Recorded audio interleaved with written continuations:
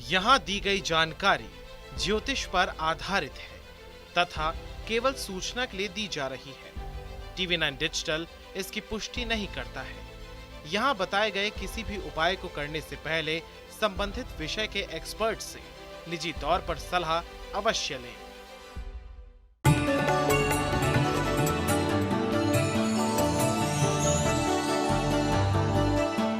नमस्कार, astro science में आप सभी का स्वागत है। मैं हूं अंजलि और मेरे साथ हैं कार्यक्रम में एस्ट्रो साइंटिस्ट गुरुदेव जीडी वशिष्ठ जी। सर, आपका बहुत बहुत स्वागत है। दाता खुशियां दे, माता रानी सुख दे।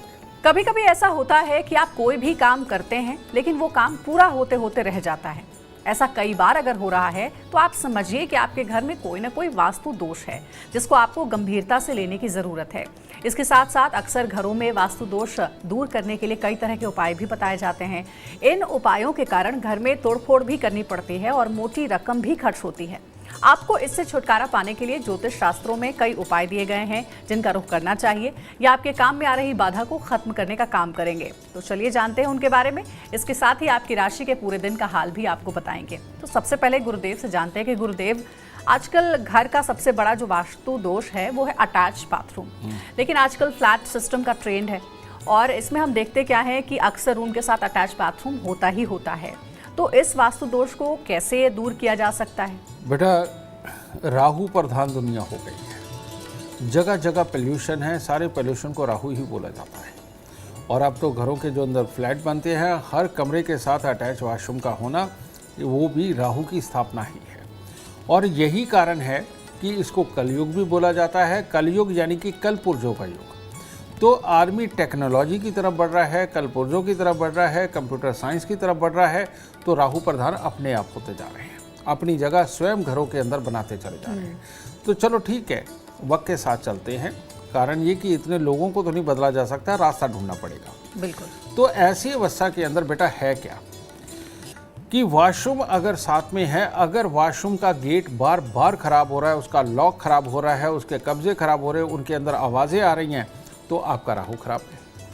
तो ये अटैच वॉशरूम गंदा भी रहेगा, वहाँ कीड़े निकलते रहेंगे, नाली में से कीड़े आएंगे। ये दुर्भाग्य की निशानी है। अगर आप राहु को शुभ करके रखते हैं तो ये दुर्भाग्य की निशानी नहीं, आपकी तरक्की की निशानी बनेगी। तो इसीलिए घर में जो वॉशरूम, कमरे के अंदर जो वॉशरूम है, सबसे पहले उसके दरवाजे से शुरू करिए। अगर उसको घुन लग गया है तो समझ लीजिए भविष्य में आपको नुकसान पे नुकसान होने वाले हैं। ऐसे में कुछ मत सोचिए, थोड़ा पैसा खर्च होगा, फौरन चौखट दरवाज़ा बदल दीजिए ताकि घुन वाली लकड़ी बाहर जाए और सौभाग्य अंदर आए। दूसरा, उसके कब्जे और लॉक का बहुत खास ख्याल रखिए।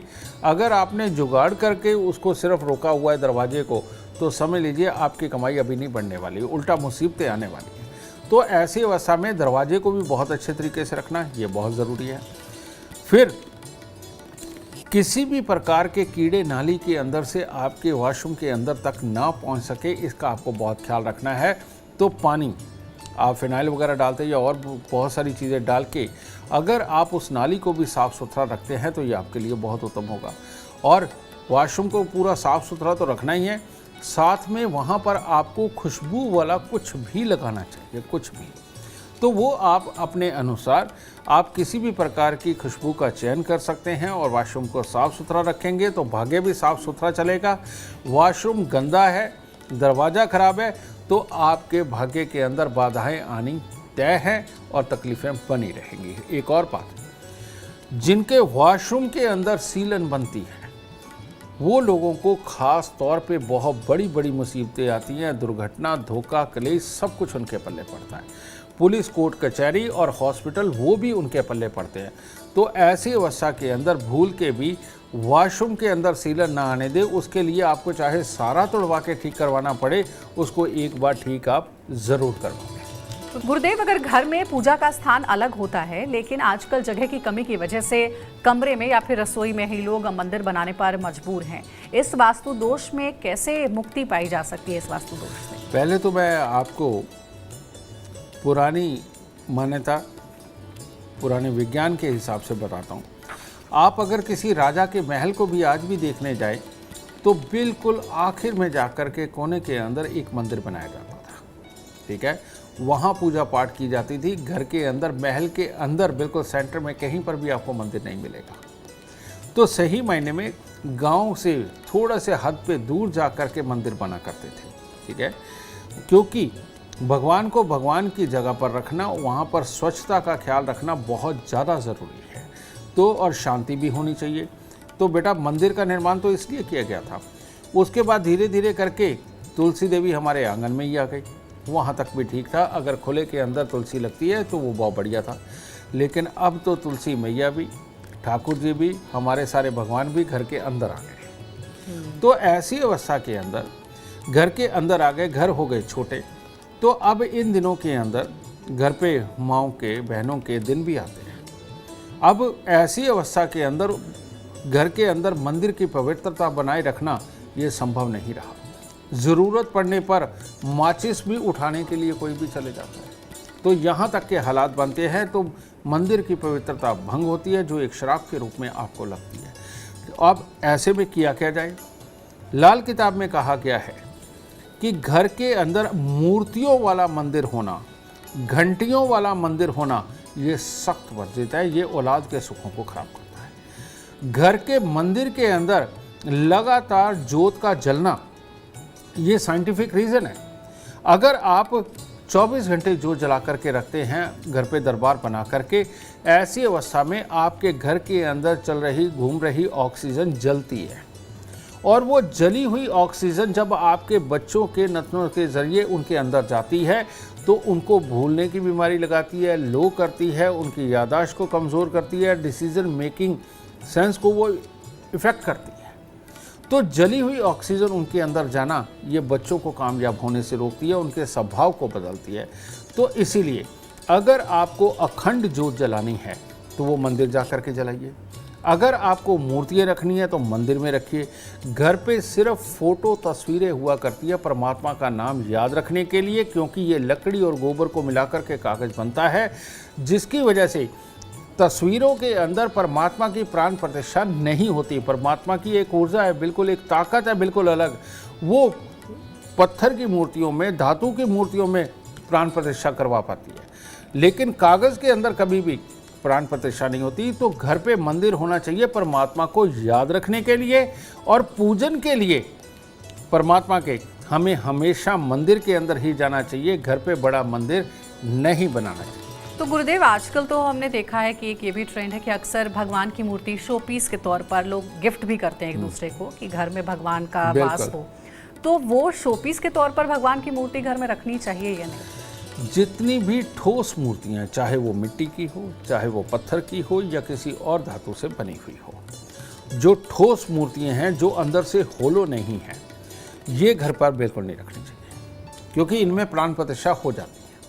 और जो अंदर से होलो है, यानी बाहर परमात्मा का पूरा स्वरूप है, लेकिन अंदर की तरफ से आप अंदर हाथ भी डाल सकते हैं, अंदर से खाली है, ये अगर आप अपने घर पर रखते हैं तो इसका कोई भी नुकसान आपको नहीं है। ठीक है, तो आजकल प्लास्टिक की या और बहुत सारे मटेरियल की आती है, ये शो पीस के रूप में अगर आप रखते हैं, परमात्मा को याद करने के रूप में रखते हैं, तो ये बुरा नहीं है। धातु की मूर्ति नहीं रखनी चाहिए? धातु की रखनी चाहिए, लेकिन वो जो अंदर से खाली हो। ठीक है ना, ये अगर आप रखते हैं तो इसमें कोई प्रॉब्लम नहीं, लेकिन बिल्कुल ठोस बना करके अगर आप रखते हैं तो इनमें प्राण प्रतिष्ठा हो जाती है और आपके पास से अनादर हो जाता है, जो फिर बाद में भोगना पड़ता है। देव, आपके माध्यम से बहुत सारी ऐसी जानकारियां मिल रही हैं जो इससे पहले हम नहीं भी जानते थे। आज वो सारी अफवाहें और सारी भ्रांतियां दूर हो रही हैं। अब एक और ऐसी भ्रांति है, कहते हैं कि दक्षिण मुखी घर वास्तु के हिसाब से सबसे अशुभ माना जाता है। लेकिन अगर किसी ने दक्षिण मुखी घर खरीद लिया जाने अनजाने, तो क्या कोई आसान से उपाय है जिससे कि इस दोष से राहत मिल सकती है? आइए भ्रांति को भी खत्म करते हैं। जन्म कुंडली के अंदर बहुत ज़्यादा धन देने का देवता एक ही है और वो है मंगल ग्रह। जिनके भी जन्म कुंडली के अंदर 7वें घर से लेकर 12वें घर तक मंगल बैठे हैं, वो करोड़ों नहीं, वो अरबों रुपए तक कमा सकता है। समझिए, ये योग के ऊपर डिपेंड है। तो ऐसी अवस्था के अंदर दक्षिण मुखी घर खराब कैसे हो सकता है? दक्षिण मुखी घर उन्हीं का खराब है जब मंगल स्वयं बहुत ही खराब अवस्था के अंदर बैठे हुए हों, और मंगल कैंसर कारक बैठे हुए हों, अल्सर कारक बैठे हुए हों, और या बहुत ख़राब जगह पर बैठकर हमारे पेट और आँखों को प्रभावित कर रहे हो, हमारे स्वभाव को ख़राब कर रहे हो, ऐसे लोगों के लिए दक्षिण मुखी मकान, घर के आसपास कीकर, बेरी, नीम का पेड़, घर के सामने धूल उड़ता हुआ मैदान, ये होना बहुत बहुत खतरनाक है। तो इन लोगों के लिए जिनका मंगल खराब होता है, लेकिन जिनका मंगल शुभ है, जिनका मंगल अच्छा है, अगर ये लोग दक्षिण मुखी मकान में रहते हैं तो ये मालो माल हो जाएंगे, बहुत अमीर होंगे। और आज अगर इन्होंने 1 करोड़ रुपए का घर बनाया है दक्षिण मुखी मकान में रहते हुए, ये 50 करोड़ रुपए का घर भी बना सकते हैं दक्षिण मुखी मकान में रहते हुए।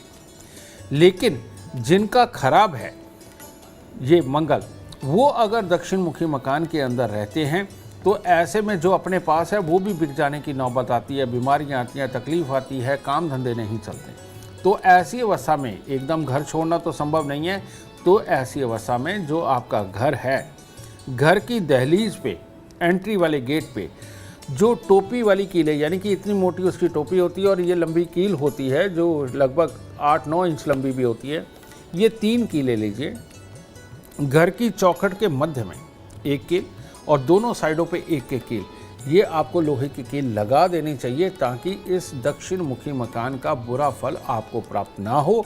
और जब तक आप दक्षिण मुखी मकान में रह रहे हैं तब तक हर मंगलवार को 8 गुड़ की रोटी, यानी कि गुड़ की चाशनी बना के उसमें आटा गूंद के आप 8 पेड़े ये बना करके तंदूर में रोटी लगवा के कुत्ते और कौवों को डालते रहें, तब तक जब तक कि ये दक्षिण मुखी मकान आप छोड़ नहीं देते। गुरुदेव, एक और सवाल है कि अगर किसी का घर बंद गली में हो तो क्या वास्तु दोष लगता है ऐसे में, और अगर हाँ तो किस उपाय से इस दोष से मुक्ति मिल सकती है? बंद गली का मकान ये सबसे काम की चीज़ है। कारण ये है कि ये बंद गली का मकान, इसके लिए बृहस्पति के लिए ये काउंट होता है। तो ऐसी अवस्था के अंदर जब भी बंद गली का मकान हो तो कहते हैं हवाएं आकर के हमारे दरवाजे पर ही रुक जाती हैं, आगे नहीं बढ़ती। तो उन हवाओं के साथ आने वाली बहुत सारी बुरी एनर्जी वो भी सारी वहाँ पर इकट्ठी होती चली जाती है और उसका साइड इफ़ेक्ट हमें मिलता ही मिलता है। ऐसे घर के अंदर कभी कोई कार्य नहीं बनते, आदमी तरक्की पूरी तरह से नहीं कर पाता, घर में कलेश रहते हैं और भाई बहनों के साथ बनने में बच्चों की कामयाबी के लिए तकलीफ़ें बनती है, पढ़ने वाले बच्चों के लिए तकलीफ़ें बनती है, आपस में दिमागी क्लैशेस होते हैं।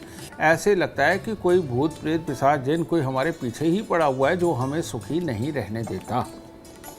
तो बंद गली के मकान यानी कि नेगेटिव ऊर्जा का वहाँ पर इकट्ठे होते चले जाना, ये अपने आप में बहुत बड़ी तकलीफ होता है।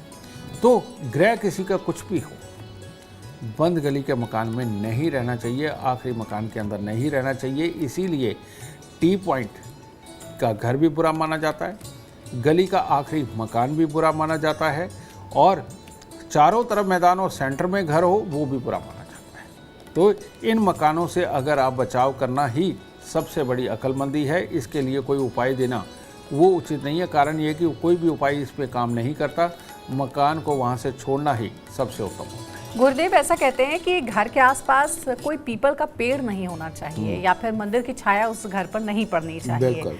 क्या ये बात सही है, और अगर सही है तो वास्तु दोष हो जाता है? किस उपाय के साथ इस दोष को दूर किया जाए? मैं इसका तुम्हें साइंटिफिक रीज़न भी बताऊंगा बेटा। पीपल का पेड़ इसलिए नहीं होना चाहिए क्योंकि आप देखते होंगे, सुना है आपने कि धरती पर अगर सबसे ज़्यादा ऑक्सीजन का कोई स्रोत है तो वो पीपल का पेड़ है। और पीपल का पेड़ 24 घंटे ऑक्सीजन छोड़ता है, बाकी पेड़ नहीं छोड़ते, लेकिन पीपल का पेड़ 24 घंटे ऑक्सीजन छोड़ता है। अब ऐसी अवस्था के अंदर जैसे ज़्यादा खाना खाने से पेट खराब होता है, किसी भी दवाई की ओवरडोज के कारण रिएक्शन आते हैं, ठीक इसी प्रकार से हर वक्त ऑक्सीजन का ज़्यादा रहना आपके दिमाग को पहले एक्टिव रखता है और ज़्यादा एक्टिव रखता है, और जिसकी वजह से गुस्सा, उतावलापन, चिड़चिड़ापन और कंसंट्रेट करके कुछ भी सोचना ये संभव नहीं हो पाता है। और जब ये सारी चीज़ें नहीं हो पाएंगी तो परिवार के अंदर कलेश, बीमारी, उतावलापन ये सब बन जाएगा, और जिसके कारण जो सीखने वाली प्रवृत्ति है, जो संस्कार निभाने वाली प्रवृत्ति है, उसमें कमी आने लगेगी। जब ये लंबे समय तक रहते हैं तो उस घर में बीमारियां भी आने लगती हैं, और पैसा खर्च करने के बहाने 100 बनने लगते हैं क्योंकि उतावलापन होता है। तो इसीलिए घर के साथ में पीपल का पेड़ होना इन सारी मुसीबतों की आमद होता है। इसीलिए पीपल का पेड़ घर के पास में बिल्कुल नहीं होना चाहिए। दूसरी बात, कहते हैं मंदिर की छाया घर पर नहीं पड़नी चाहिए। बिल्कुल सही कहा है। उसका कारण क्या है? मंदिर अगर घर के बिल्कुल साथ में है, मंदिर के अंदर घंटे, घड़ियाल, ढोल, मृदंग, मंजीरे ये सब बजते हैं। कहते हैं घंटा जहाँ बजता है या मंजीरा जहाँ बजता है, वहाँ हवा के अंदर जितने भी कीटाणु होते हैं वो सारे मर जाते हैं। समझे? और वो सारे मरने के कारण हाँ शुद्धता पैदा होती है, ध्यान लगता है। ये बिल्कुल सही है। लेकिन घर के अंदर रहते हुए जब मियाँ बीबी भी वहाँ रह रहे हैं, बच्चे भी रह रहे हैं, बड़े बुजुर्ग भी रह रहे हैं, तो घर है कंसंट्रेट करने के लिए, सोचने के लिए, हर तरह की ऊर्जा को ग्रहण करने के लिए। और हवा के अंदर भी बहुत सारे कीटाणु ऐसे होते हैं जो हमारे लिए फ़ायदेमंद भी होते हैं, तो वो भी मरने लगते हैं इन घंटे, घड़ियाल और मंजीरों की आवाज़ के कारण। तो ये भी मरने लगते हैं। अब वो एक जो चीज़ आपको मिलनी चाहिए वो नहीं मिलती, कंसंट्रेशन नहीं बन पाती। और बार बार जब आप बिज़नेस की गहराइयों को सोच रहे हैं, कुछ चालाकियों को सोच रहे हैं, कुछ तेज़ीपन को सोच रहे हैं, उस वक्त परमात्मा का ख्याल भी आना, घंटा घड़ियाल बजना आपको परमात्मा की तरफ केंद्रित कर देता है। यानी कि आपकी बिजनेस के अंदर की कंसंट्रेशन को भंग करता है, पढ़ाई के अंदर की कंसंट्रेशन को भंग करता है। जो चीज़ आप याद करने के लिए बैठे हुए हैं उसकी कंसंट्रेशन को भंग करता है, क्योंकि भगवान का डर भी बहुत बड़ा होता है। एक घंटी बजते ही ध्यान उधर जाता है और प्रणाम करने को मन करता है। तो ये पूरे दिन का उतावलापन बन जाता है मंदिर के साथ घर होने से, और जिसका नुकसान इंसान को अपनी निजी ज़िंदगी के अंदर चुकाना पड़ता है। तो इसीलिए मंदिर के बिल्कुल साथ वाला घर और पीपल के बिल्कुल साथ वाला घर ये बेहद नुकसानदेह माना जाता है। एक और सवाल है गुरुदेव की, कहते हैं कि अगर पीपल का पौधा या पेड़ अपने आप से उगने लगा हो तो उसे उखाड़ना नहीं चाहिए। बिल्कुल, इसको उखाड़ा जा सकता है जब तक कि ये तना इस तरह से हाथ में ना आने लग जाए, तब तक उखाड़ा जा सकता है। और अगर ये इतना बड़ा तना हो गया, उसका कारण ये है ये ऑक्सीजन का सिलेंडर है। जब तक ये छोटा तना, पतला तना है, इतना है, तब तक कोई दिक्कत नहीं। और तब तक अगर आप इसे उखाड़ भी देते हैं और स्वयं उखाड़ देते हैं तो इसमें कोई हर्ज नहीं, कोई परमात्मा आपको कोई श्राप नहीं देगा। लेकिन अगर ये करते करते इतना बड़ा हो गया तो तब अगर इसे काटा तो एकदम बहुत तेज़ी से इसमें से ऑक्सीजन रिलीज होती है, जो आपके ऑरा मंडल को बिल्कुल हिला के रख देगी, उथल पुथल कर देगी। और ऐसे में पीपल का पेड़ काटने के बाद ये भी संभव है कि बहुत बड़ी बड़ी बीमारियां आने लगे, आपकी सोच हिल जाए, आपके डिसीजन मेकिंग पावर में दिक्कत आने लगे। आपको नॉर्मल लगेगा लेकिन सही मायने में आपका पूरा व्यवहार ही बदल सकता है। तो इसीलिए पीपल का पेड़ नहीं काटना चाहिए अगर बहुत मोटा है। लेकिन अगर छोटा तना इतना सा मोटा या यहाँ तक का भी मोटा होता है, आप हाथ से पकड़ के भी उसको उखाड़ सकते हैं। ऐसे में कोई दोष आपको नहीं लगेगा। तो देखिए, गुरुदेव ने आपके हर सवाल का जवाब दे दिया है। लेकिन अभी फिलहाल कार्यक्रम में इतना ही, क्योंकि अगर आप चाहते हैं जीवन में कामयाबी और अपार धन और लाभ की प्राप्ति, तो आज के कार्यक्रम में जितने भी उपाय बताए गए हैं उसे आप ज़रूर ध्यान से फॉलो करें। उम्मीद करते हैं आज का विषय आपको पसंद आया होगा। कल आपके सामने एक और नया विषय लेकर आएंगे जो आपकी कॉम्प्लिकेटेड लाइफ को बना देगा आसान और खुशियों से भरपूर। अगर आप हमारे गुरुदेव से मिलना चाहते हैं, उनका अपॉइंटमेंट चाहते हैं, तो कॉन्टैक्ट आप कर सकते हैं। नंबर है 9999990522। आप भी सुख समृद्धि और खुशहाली चाहते हैं और चाहते हैं आपके दुखों का अंत हो जाए, तो इसके लिए एस्ट्रो साइंस ऐप डाउनलोड करना ना भूलें। फिलहाल समय हो गया आपसे इजाजत लेने का। आप बने रहे हमारे साथ और हमारे एस्ट्रो साइंटिस्ट गुरुदेव GD वशिष्ठ जी के साथ देखना ना भूलें। एस्ट्रो साइंस रोजाना सुबह 8 बजे। नमस्कार।